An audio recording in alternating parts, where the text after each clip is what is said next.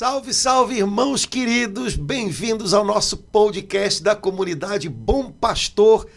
Partilha entre irmãos agora em ritmo pascal. A gente estava até rindo aqui, porque estamos felizes com a celebração da Páscoa e com um monte de outras coisas, mas Jesus ressuscitou, Ele é o motivo da nossa alegria. Laura Beatriz, minha irmã, feliz Páscoa! Padre Antônio, feliz Páscoa, Jesus ressuscitou, tá tudo lá no túmulo. E a gente ressuscitou com ele, né, Padre Isso Antônio? aí, vamos em frente com ele, como a Escritura diz, ele vos precede em direção à Galileia, ele vos precede em direção ao reino, ele vos precede, ele vai sempre na frente e vai levando a gente. Então vamos junto com ele.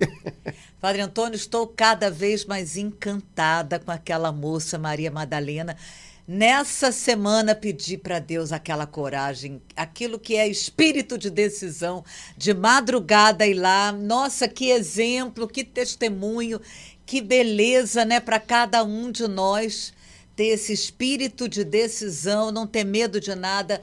Eu vou encontrar Jesus. Então eu estou vivendo esse tempo pascal, eu vou encontrar Jesus. Isso aí, no nosso caminho ele sempre está presente, e ele dá um jeitinho de se manifestar pra gente, né? Quem é vivo sempre aparece, então ele dá um jeitinho de aparecer, ele dá um jeitinho de mostrar, eu tô com você, eu tô do seu lado, eu não abandonei você nesse caminho, e que durante esse tempo pascal que a igreja está celebrando e que vai agora perdurar até a festa de Pentecostes, que cada um de nós possa ter a experiência que Maria teve, né, no nosso caminho, que a gente possa ver Jesus e experimentar o poder da sua ressurreição, transformando a gente, né, melhorando a gente. Então, vamos em frente, vamos adiante. Padre Antônio, hoje é quarta-feira, mas hoje é domingo de Páscoa, Exato, né? Hoje estamos é domingo de Páscoa. Na oitava da Páscoa, como se fosse um único grande dia, um único grande domingo,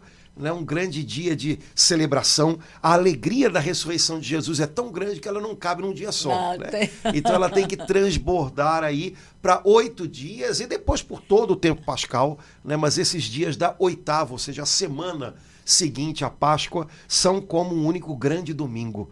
Né? Então temos que manter, olha que beleza, ainda dizem que cristão é um bicho chato, de jeito nenhum. Não temos que manter nesses 8 dias da Páscoa, da oitava de Páscoa, a alegria de um domingo. Então não pode deixar a peteca cair, tem que se animar, tem que se alegrar até o segundo domingo da Páscoa, como se fosse um dia só. A alegria do Senhor, a nossa força é. Amém. Então vamos nós, na alegria de Deus. Amém. Laura, eu pensei no seguinte, já que durante todo o tempo da Páscoa, um livro da Bíblia vai acompanhando a gente, ele vai, ele volta, ele aparece, né? Acho que seria legal se a gente pudesse compartilhar um pouquinho sobre esse livro nas nossas partilhas entre irmãos durante o tempo pascal. O livro é o livro de Atos dos Apóstolos, e esse livro vai nos acompanhar durante todo o tempo pascal. É o livro do tempo pascal, né? É o livro que mostra pra gente que Jesus ressuscitado, que agora vive no meio de nós, vive dentro de nós pelo seu Espírito Santo, ele agora conta conosco para que nós continuemos aquilo que ele iniciou. Né? É como se ele passasse para nós a missão dele. Né? No Evangelho de São João, Jesus diz tantas vezes, como meu Pai me enviou, agora eu envio vocês. Quem me vê, vê o Pai, agora quem vê vocês, vê a mim. Então, acho que ler o livro de Atos dos Apóstolos no tempo da Páscoa é uma maneira que a igreja tem de nos dizer, olha, ele está vivo, ele é real, ele está perto, ele está no meio de nós e através de nós, pelo Espírito Santo, ele quer mostrar o rosto dele na terra. Então, acredito que se a gente for partilhando um pouquinho do livro de Atos, a gente vai poder vivenciar o tempo pascal sintonizados com a igreja e com aquilo que ela propõe pra gente. Será que a gente pode fazer isso? Ai, amei, Padre Antônio, maravilhoso. E a gente vai vendo desde o primeiro momento, né? Como é que eles se viraram, como é que eles ficaram, o que eles fizeram, como é que foram os primeiros dias, né? depois que Jesus ascendeu aos céus, e depois de alguns dias, e depois de um mês, como é que os apóstolos obedeceram a ordem de Jesus para anunciar em todo o mundo? Ah, maravilhoso a gente poder acompanhar como a igreja nasceu, né, Padre Antônio? Exato. Como a igreja deu os primeiros passos. Amei. Beleza. Amei. Então vamos nós. Bom, Laura, o livro de Atos dos Apóstolos começa no começo, né? Capítulo 1. E, bom, uma coisa interessante que eu já queria, assim, colocar na nossa pauta da conversa é que no capítulo 2 ainda do livro de Atos, a gente tem aquela cena que é a cena principal de todo o livro. É aquele momento principal de todo o livro, que é o dia de Pentecostes e o derramamento do Espírito Santo. Eu acho muito interessante isso, porque normalmente quando a gente lê outros livros, os livros caminham de uma tal maneira que a cena mais importante está no final. É a última. Nos filmes, né? É o auge do livro, né? É o auge, vamos dizer assim, é o ápice, né? Da narrativa. E no livro de Atos acontece exatamente o contrário. O início da narrativa tem a cena mais importante. E depois tudo transcorre a partir dela. E me parece que é uma boa maneira, até do ponto de vista literário, de São Lucas, que é o autor do livro de Atos, dizer para a gente, olha, Pentecostes, o derramar do Espírito Santo, não é o final de um caminho, mas é o início de um caminho. É claro que exige, talvez, abertura, preparação, obediência, e nesse sentido ele é o transbordar, né, de passos que a gente dá com Deus. Mas eu acredito que São Lucas gostaria de dizer para a gente, olha, não tente fazer todo o resto se todo o resto não começar num Pentecostes, num derramar do Espírito Santo. O livro de Atos, como o nome diz, né, Atos dos Apóstolos, ele narra para a gente coisas que os apóstolos fizeram. Mas só existe um livro de Atos dos Apóstolos porque no começo dele há um ato do Espírito Santo na vida dos apóstolos. E sem isso, todo o resto não seria escrito. Não teria Atos dos Apóstolos, não teria livro nenhum. Então, me parece que a primeira dica, o primeiro ensinamento que eu encontro no livro de Atos é esse. A gente só vai ter os atos certos, a gente só vai fazer as coisas certas, a gente só vai encontrar a direção certa se no princípio de tudo houver um desejo do Espírito Santo. Vem, Espírito Santo, eu te quero, eu preciso de ti, da tua direção, da tua voz me ensinando. Sem esse derramar do Espírito em nós, sem esse colocar do Espírito em ação todo o resto, nada acontece. Ou, de repente, acontecem até algumas coisas, mas acontece a nossa ansiedade, a nossa agitação. O livro de Atos não me parece uma sucessão de atitudes impensadas, uma sucessão de impulsos. Me parece ao contrário, né? Que os apóstolos estão todo o tempo muito sintonizados com o Espírito de Deus, de tal maneira que até em momentos ruins eles conseguem tomar ótimas atitudes, decisões, né? Então, me parece que a primeira lição é essa. Para que eu possa tomar as decisões certas, para que eu possa dar os passos certos, para que eu possa ter as atitudes certas, em primeiro lugar, vem Espírito Santo. Eu preciso da tua direção, eu quero ser dócil à tua voz. Vem, Espírito Santo, para que a minha vida não seja uma sucessão de impulsos, de atropelos e de atitudes impensadas ou agitadas, mas para que a minha vida seja uma sucessão de passos conforme a vontade de Deus. E tudo isso tem a ver com esse início. A cada dia, né, a cada nova etapa da vida, vem Espírito Santo, que você seja o começo de tudo, né? Me parece que já é uma boa primeira lição, né? Padre Antônio, enquanto o senhor falava, era assim, era como se eu pudesse assim ver um pouquinho cada um dos apóstolos e como se eu pudesse no coração assim ouvir, né? Claro que isso foi uma imaginação, o que cada um deles pode ter dito para Deus Inclusive naqueles dias de oração, cada um pisou na bola, cada um errou, um negou 3 vezes, o outro quis. Então, foi uma compreensão mais ardorosa de que, também como eles, né, eu posso dizer, olha, Senhor, foi aqui, fiz isso, poderia ter feito aquilo, mas eu tenho uma chance em invocar o teu Espírito, então é isso que eu quero fazer. E uma compreensão nova de que a gente corre o risco de deixar isso de lado por algum motivo, por distração, por bobeira, e deixar de entender que o começo de todas as coisas, o começo do meu dia, o começo de um planejamento, o começo de um seminário, o começo de qualquer atividade que eu vá fazer, o começo de uma oração, o começo de uma conversa, só pode ter um bom início se eu invocar o Espírito Santo como eles fizeram e como eles oraram por 9 dias junto com Nossa Senhora. Então, enquanto o senhor falava, o meu coração foi enchendo assim de ardor, né? O mesmo ardor, não o meu, mas com muita vontade de ser o mesmo ardor que eles experimentaram naquele dia maravilhoso e que eles não estavam experimentando antes, mas que viveram porque clamaram e receberam o Espírito Santo. Exato, fez toda a diferença, né? É interessante porque no finalzinho dos evangelhos, Jesus dá para os apóstolos ordens bem claras e aparentemente ide por todo mundo, pregai o evangelho a toda criatura. Quer dizer, a ordem é vão pelo mundo inteiro, vocês têm uma tarefa do tamanho do mundo, né? Mas logo depois Jesus diz, agora não, esperem em Jerusalém. Né? E a impressão que eu tenho é essa, que Jesus quer dizer para eles e para a gente, olha, às vezes você tem a impressão de que a sua tarefa é do tamanho do mundo. E às vezes parece ser do tamanho do mundo sem ser uma coisa que vá muito além até da casa da gente, né?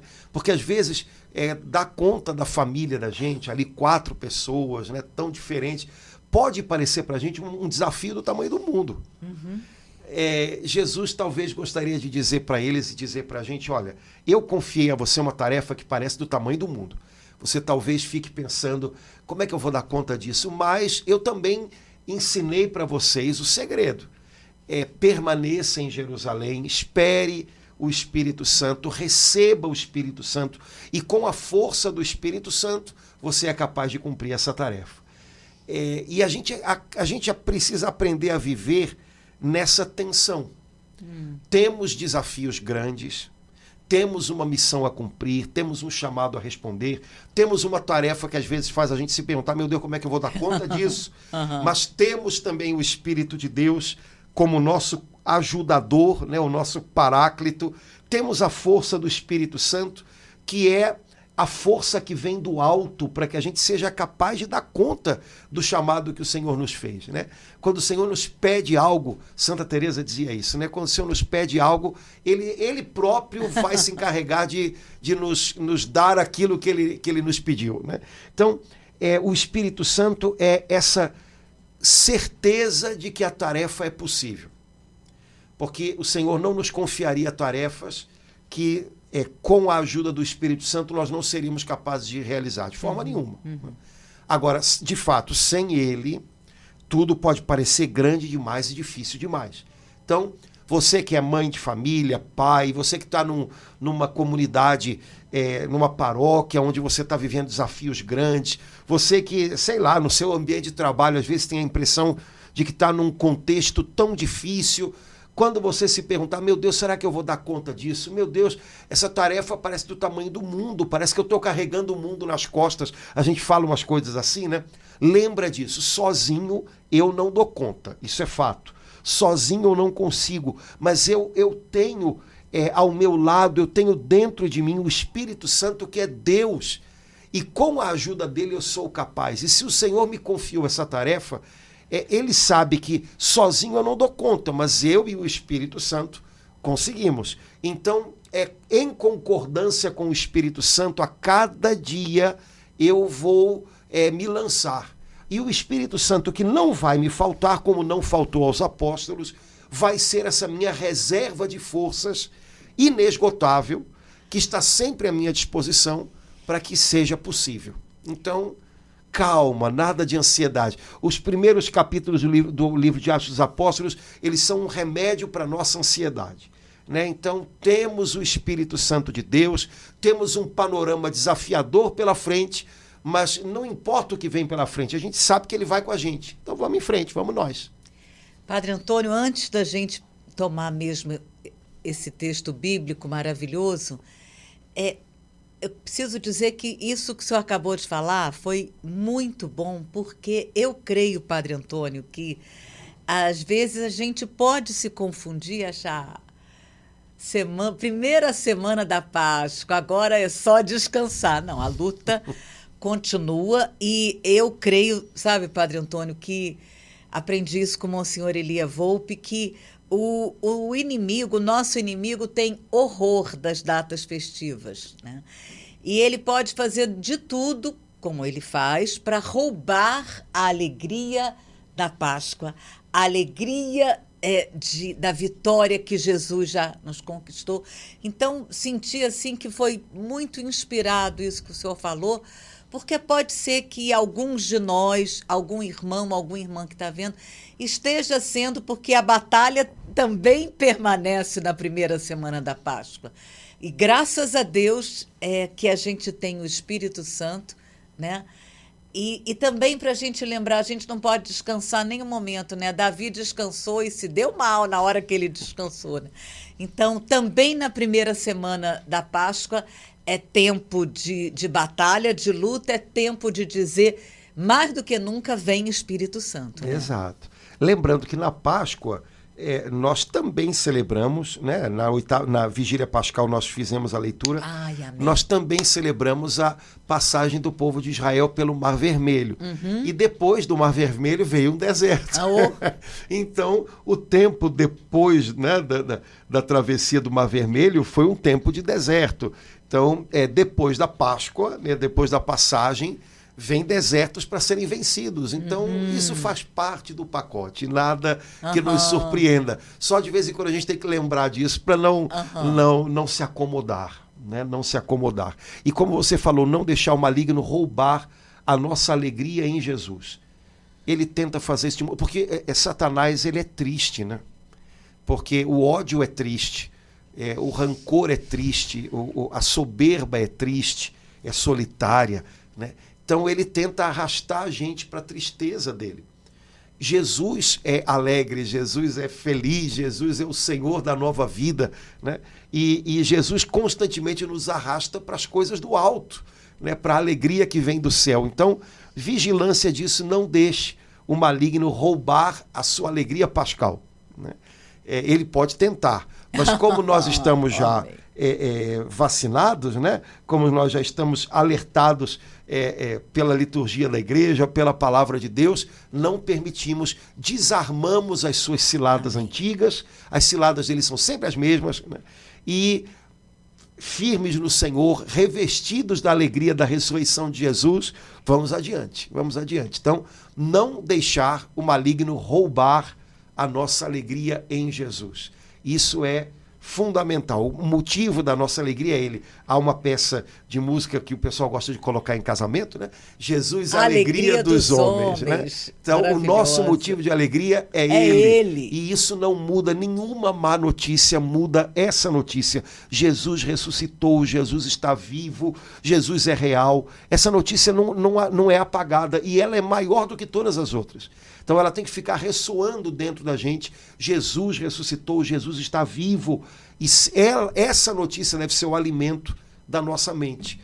Eu preciso ser uma pessoa que arruma os meus pensamentos a partir dessa notícia. Jesus ressuscitou e está vivo. Se eu arrumo os meus pensamentos a partir de qualquer outra notícia, eu estou arrumando as minhas ideias a partir do ponto errado. E aí, um erro no começo vai ser um grande erro no final. Então, a minha cabeça tem que funcionar a partir de que notícia? Jesus ressuscitou. E Tudo está vivo está no meio de diferente por causa disso. E nada vai cancelar isso. Se eu organizo os meus pensamentos a partir disso, eu vou ter pensamentos consequentes com aquilo que é o chão firme. E se vierem, né, os ruins, contrários a esse? Eu tenho para onde voltar, né? Eu tenho uma âncora para me firmar, né?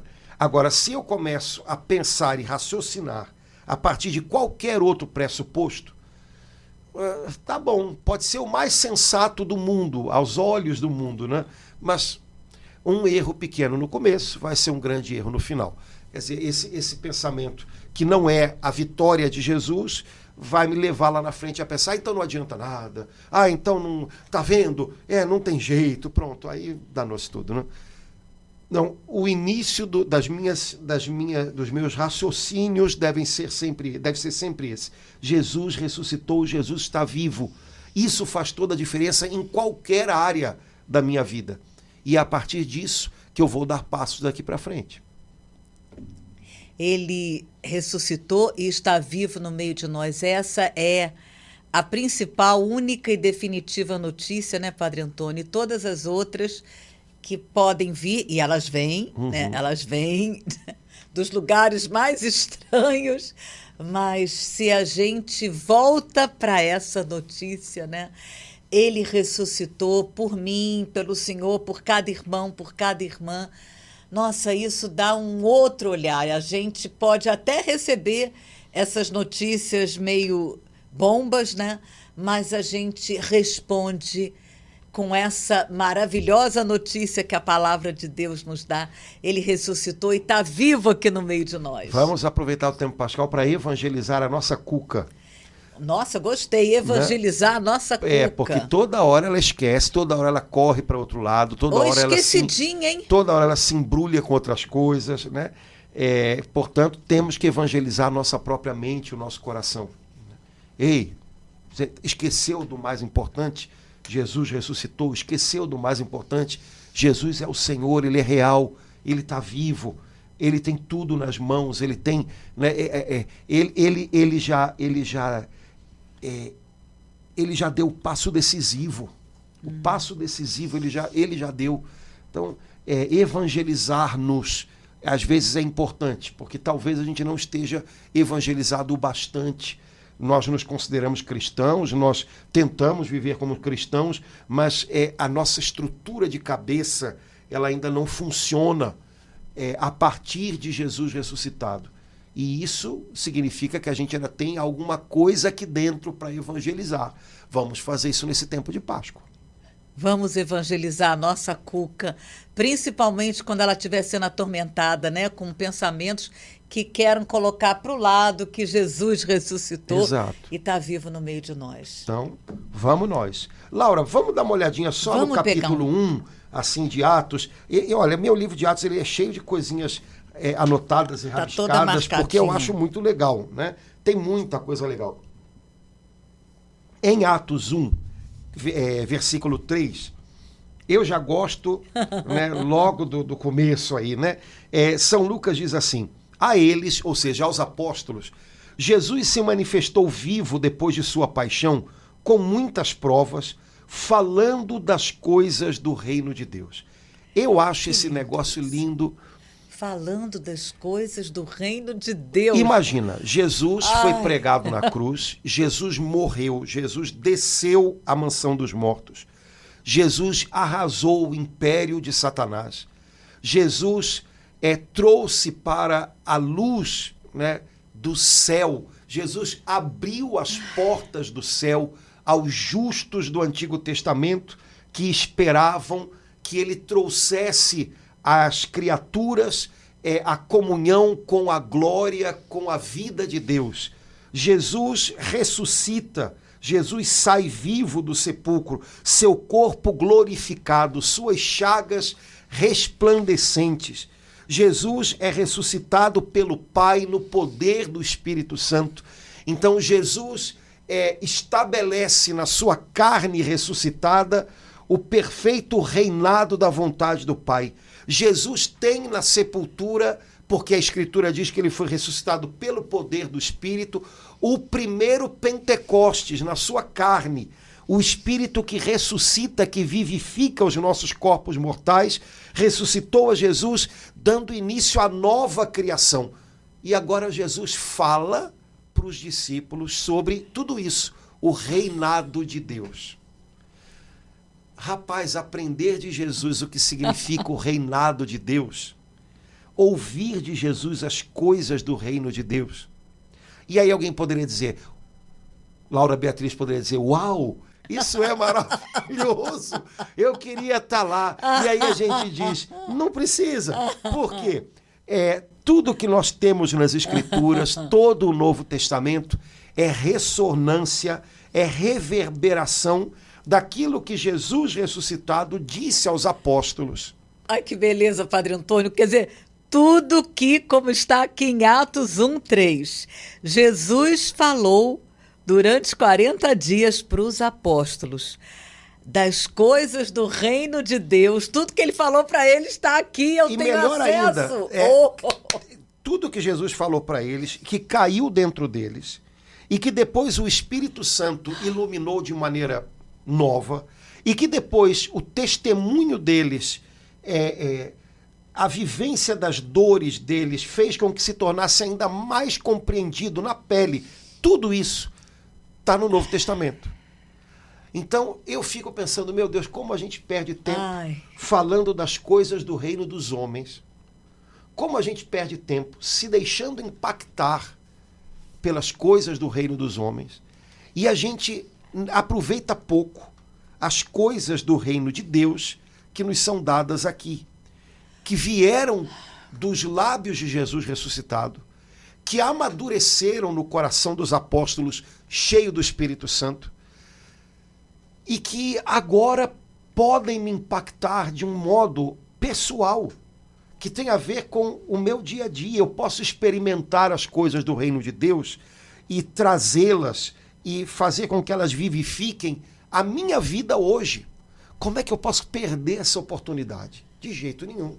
Padre Antônio, que maravilhosa maneira de viver a Páscoa. Confesso que nesses anos todos de caminhada, eu nunca tinha pensado a cada dia perguntar a Jesus o que o Senhor tem para falar para mim hoje sobre o reino de Deus. Saber que, como Ele quis falar, nessa Páscoa de 2023, tem coisas que Ele quer falar para mim, para cada irmão, para cada irmã, hoje, a cada dia do reino de Deus. Ai, que beleza, Padre Antônio! Não é?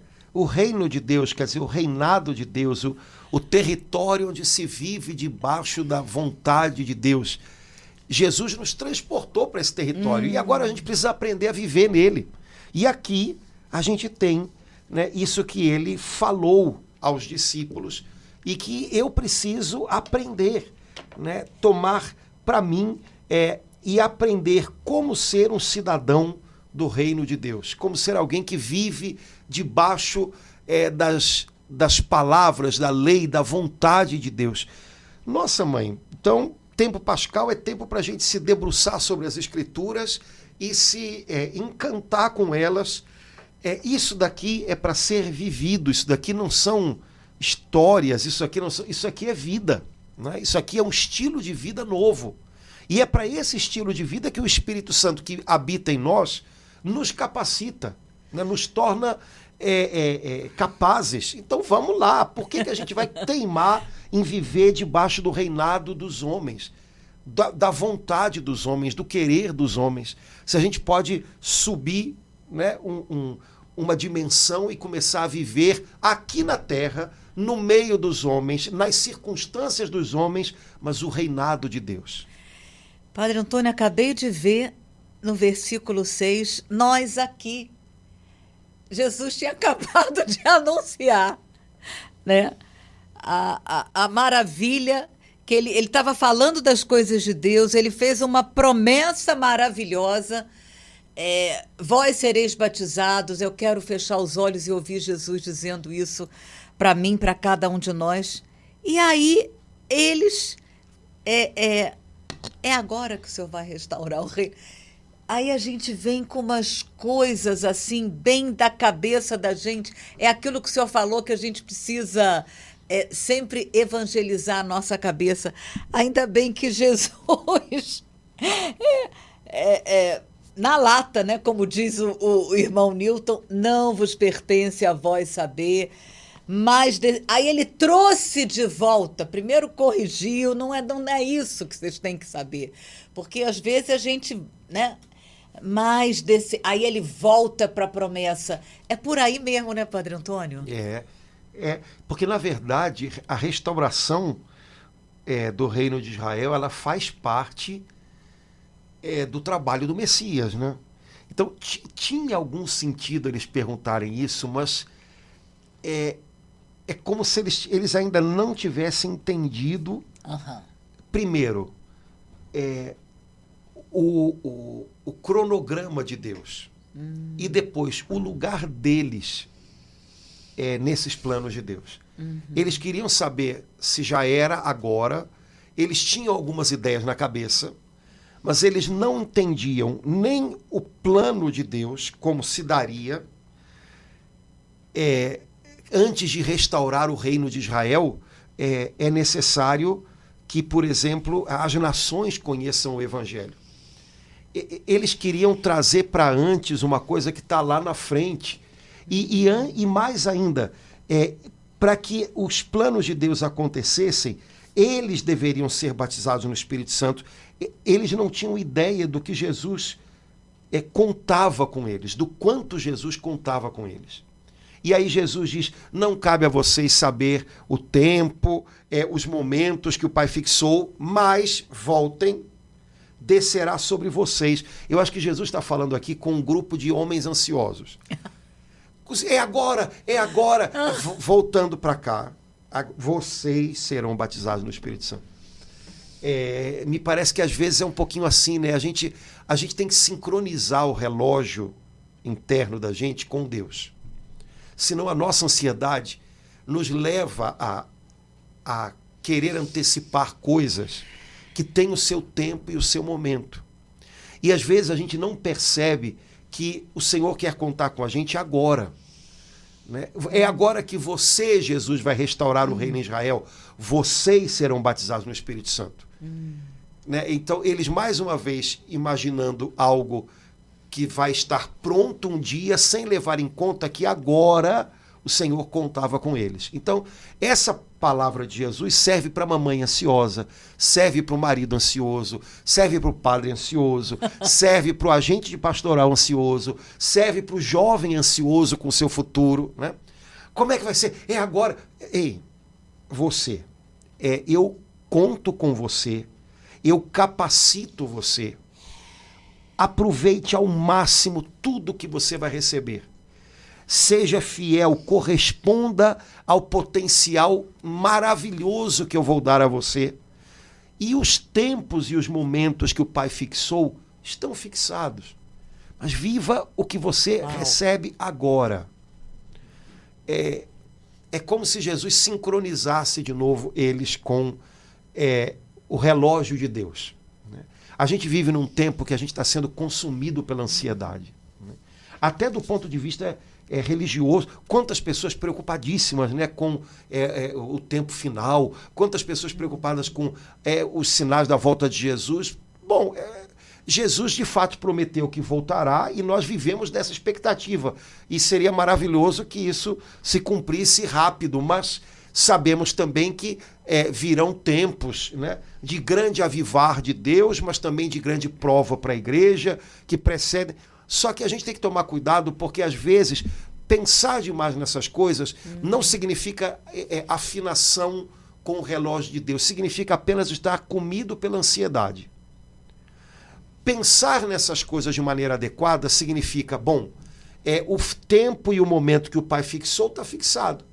Cabe a mim agora ser fiel ao que Ele me confiou, ao chamado que Ele tem para mim, para que eu possa, como diz o apóstolo Pedro, apressar, né, esse momento, ou seja, fazer com que a gente esteja pronto para Ele, mas vivendo o que Deus espera de mim agora. cuidado com a ansiedade, porque a gente corre o risco de carregar para o nosso relacionamento com Deus a ansiedade e não extrair do nosso relacionamento com Deus a paz que a gente precisa para viver o dia a dia. Então, Jesus trouxe os apóstolos de volta para o dia de hoje. Né? A vocês, né, descerá o Espírito Santo. Para vocês ele será a força do alto. Vocês vão ser capazes, por causa dele em vocês, de cumprir uma tarefa que eu tenho confiado a vocês. E caminhem. Então, esvaziou a ansiedade daquele momento. Né? Tirou a cabeça dos discípulos do amanhã e trouxe para o hoje. No fundo, se você procurar um psicólogo, um psiquiatra, e perguntar para ele como é que você pode fazer para lidar com crise de ansiedade, ele vai fazer a mesma coisa. Né? Ele vai tentar te trazer para o aqui e para o agora. Né? Que é o que, no fundo, importa, é o que a gente tem. Né? Eu nunca tinha percebido, Padre Antônio, que com uma diferença de 3 versículos, né, Jesus promete 2 vezes a maior promessa que existe aqui na Bíblia, e é tudo que a gente precisa e que ele para que a gente não tenha dúvida nenhuma, né? A gente, mesmo ouvindo dos lábios de Jesus, a gente às vezes, como os apóstolos fizeram, tenta partir para outra coisa, né? Tenta desviar, mas Jesus, com todo amor, corrigindo-os, não é descer, e ele repete a promessa, ele proclama novamente: descerá sobre vós o Espírito Santo. Era como se eu pudesse ouvir Jesus aqui no meio de nós, dizendo isso para o Senhor, para mim, para cada irmão, para cada irmã, tirando as minhocas, as bobagens que às vezes, né, a gente retém na mente, dizendo: descerá sobre vós o Espírito Santo. Ponto de exclamação final. Exato. E dizem, né, eu vendo o peixe que eu comprei, né, porque eu li um dia desse um estudo bíblico dizendo que existem mais de 3.000 promessas na Bíblia. Né? O que são promessas? São frases em que o Senhor diz: eu farei, eu estarei. Né? Então, 3.000 promessas. Mas quando Jesus fala da vinda do Espírito Santo, ele chama de a promessa. Quer singular, dizer, né? Então é a promessa, né? Não é uma promessa, é a promessa. Chamar o Espírito Santo de a promessa do Pai deve ter gerado no coração dos discípulos uma expectativa muito grande. Quer dizer, se é a promessa do Pai, se é o prometido do Pai, estamos esperando. Né? Então Jesus criou no coração deles uma santa expectativa que, na verdade, a nós já foi realizada, porque nós já somos cheios do Espírito Santo. Mas ainda falta algo a realizar, porque a Bíblia diz que o Espírito Santo deseja se manifestar em nós e através de nós nessa terra. Portanto, eu acho que esse pedacinho da promessa ainda tá valendo esperar por ele. Ou seja, nós também vivemos de uma santa expectativa, de um santo desejo, de que o Espírito Santo que vive em nós possa se manifestar, possa se expandir em nós e através de nós e se revelar nesse mundo. Portanto, me parece que é uma coisa legal. Naqueles 9 dias, entre a Ascensão e Pentecostes, os apóstolos viveram de uma santa expectativa. Eles não sabiam o que era ser batizado no Espírito Santo, ninguém tinha sido até então. Então, vocês serão batizados no Espírito Santo. Ok, legal. O que é isso? Não sabemos, mas é o que o Senhor prometeu. Nossa Senhora deve ter ajudado. Então esperamos. Mas e certamente o que aconteceu superou as expectativas todas. Muito além do né? que eles... Mas a gente precisa aprender a viver de novo dessa expectativa. É uma pena quando a gente encontra cristãos que confessam a fé, que servem ao Senhor, mas que não tem essa expectativa do algo mais que o Espírito Santo ainda pode e deseja manifestar de si mesmo a nós e através de nós nessa terra. Né? Ai, meu Deus do céu, sei lá como é que deve ser viver assim, né? Sem a expectativa de que o Senhor vai fazer mais, né? Ou então se conformando a uma aparente a um aparente esfriamento de todas as coisas, né? Jesus disse que no fim o amor de muitos esfriaria, e pode ser que a gente esteja, quem sabe, né, vendo um pouquinho disso já se realizar. Mas ele não disse que tudo esfriaria, né? Então a gente tem que se manter quente, né? E eu creio que uma das coisas que faz com que o amor da gente não se esfrie é crer que o Espírito Santo, que é o amor de Deus derramado nos nossos corações, ele deseja ainda se manifestar. Ele deseja nos ensinar uma nova dimensão de amor. Ele deseja, através de nós, espalhar mais desse amor. Então, se a gente viver nessa expectativa, a gente não esfria. Nossa, Padre Antônio, que armadilha danada de Satanás o senhor desfez agora, com uma falsa resignação que não é que nos confunde, né? Não, deixa assim, é melhor ficar assim. Quer dizer, isso é totalmente o contrário dessa promessa que o Senhor, que Jesus faz aqui no início dos Atos. Então, ouvi que a cada dia descerá sobre vós o Espírito Santo. Para eu não me confundir nessa falsa resignação, eu vou aceitar, não tem mais jeito. Que bom que o senhor falou isso para nos alertar. Não sei se essa resignação é coisa boa, não. A gente ter bom senso e reconhecer que vive um tempo de desafios e que desafios não se resolvem em instantes, não é uma mágica, isso tudo bem. Mas daí a imaginar até que, não, mas é assim, de vez em quando eu escuto, não, porque os tempos são maus, então a igreja vai acabar se tornando uma pequena... Olha, que horror, né? Pois tá bom, mas... E aí, o que eu faço? Eu vou para casa? Não me parece que isso corresponda a nada, absolutamente nada do que eu encontro no Novo Testamento. Então, não cabe a mim, né, saber se vai aumentar, diminuir, mas cabe a mim, né, expressar a presença de Deus aqui na Terra, o Espírito de Deus aqui na Terra. Então, vamos fazer o que cabe a nós.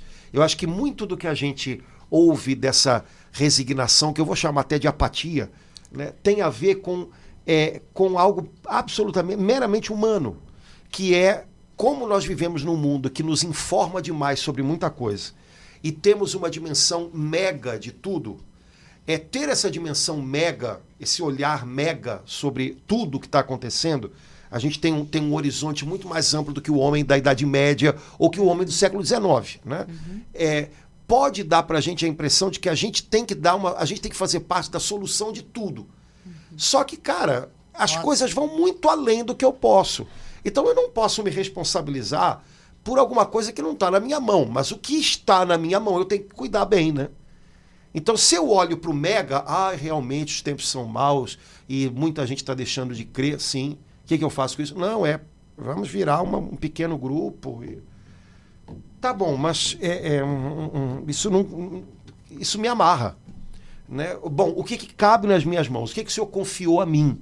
Ali onde o Senhor me colocou, naquilo que Ele me confiou, ali eu posso fazer algo e devo fazer o melhor que eu posso, que não vai ser o melhor do mundo, mas que pode ser o meu melhor. Faça.